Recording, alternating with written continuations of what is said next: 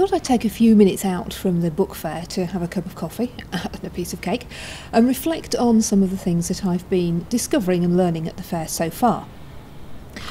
As well as presenting the book channel, I'm also an author.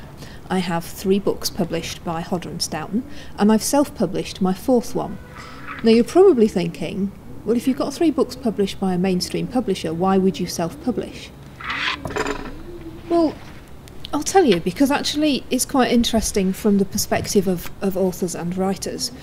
My first book, and I always carry them with me, by the way, I always carry a copy, which for authors is a good thing to do, either a copy of your book or a postcard or something, just so that if you come across somebody who you're chatting to and they might be interested, you've got something to show them. So my first one, which was 100 Ways for a Horse to Train as Human, kind of happened by accident. But having met the commissioning editor at Hodder and Stoughton, they asked me to write the book. This first one I was very lucky because it got taken up by Waterstones in a 3 for 2 deal, and also by Tesco's and Asda in their Christmas sales, which was great. So the sales of that one went really well.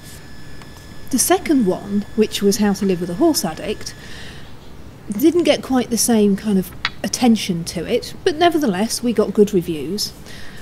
By the time we came to the third one, and this is an experience that a lot of authors have that work with mainstream publishers, by the time we got to the third one, well, they'd kind of lost interest a bit.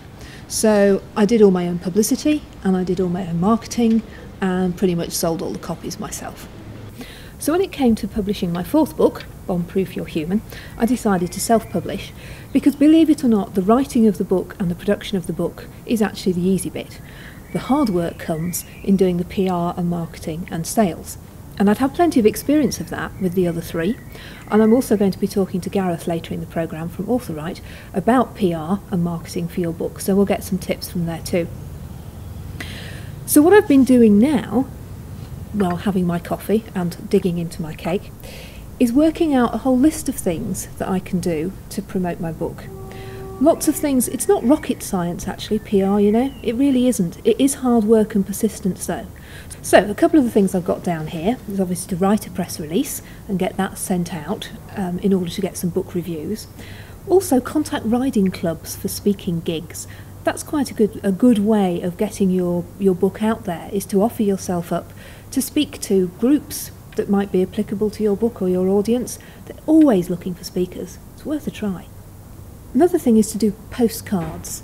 That's one of the other things on my list, is to do some postcards so that I can send those out to promote the book too. There's lots of other things on my list, so I'm going to finish my cake and my coffee. I'm going to go back into the book fair, see what else I can discover, and then I'll be adding some more things to it. See you in a bit.